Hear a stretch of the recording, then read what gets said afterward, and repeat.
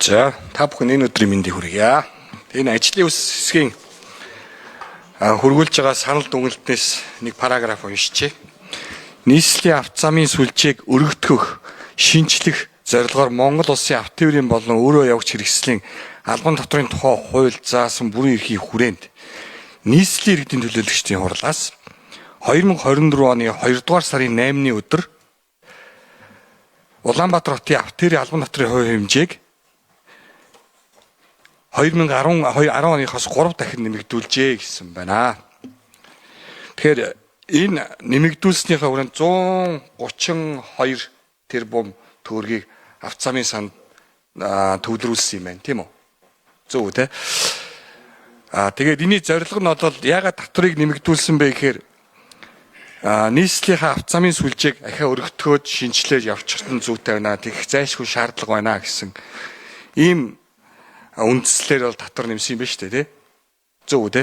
Тэгэхээр нэг ийм асуудал байгаа юм л да. Бид нар ч одоо өнгөрсөн жилчингээл нэг ярьсан санагдаад тах нэг баахан брошюр тавиал яваад гэсэн замын.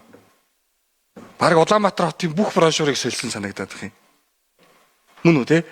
Тэгэхээр 2024 оныхоо 2 дугаар сард татвараа нэмээд замаа өргөтгөнө гэсэн зорилгоор татвар нэмж иргэдээс 132 тэрбум цуглуулчаад ахиад зунжингаа брошюр солилцоод одоо энэ төвлөрүүлсэн энэ мөнгөөр ахиад замаа өргөтгөнө явах юм уу? Энэ зөв үү? Энэ дээр хариулт авъя.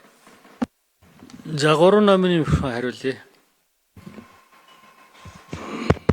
За нийслэлийн замын хөгжлийн газрын дараа би одоо гишүүний асуултанд хариулъя.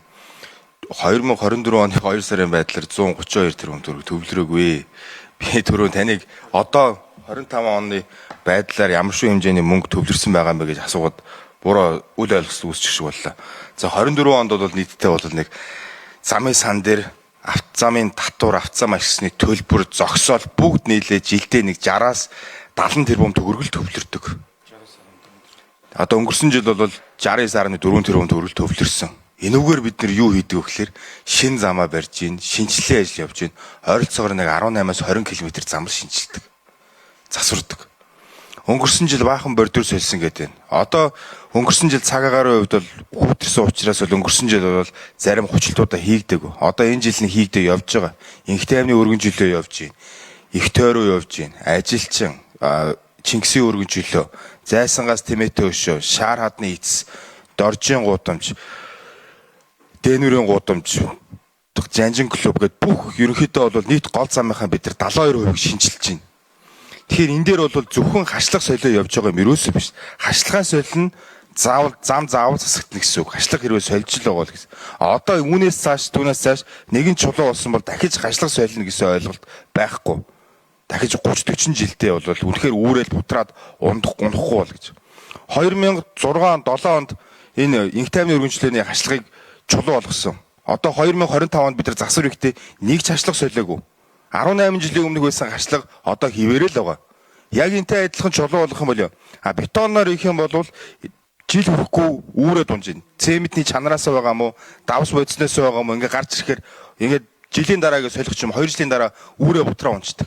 Энэ мэдээс хүн урт хугацаанд чулуун хашлага бол үр ашигтай. Нэгэнт зүй байж байгаа шинжил хийж байгаа бол шинжлээд дахиж юм хашлаг солихгүй. Олон улс төрчлөө ихэнх хашлгууд бүгд л чулуугаар байгаа. Бетоноор ялгаахгүй үүрэл унж байгаатай адилхан.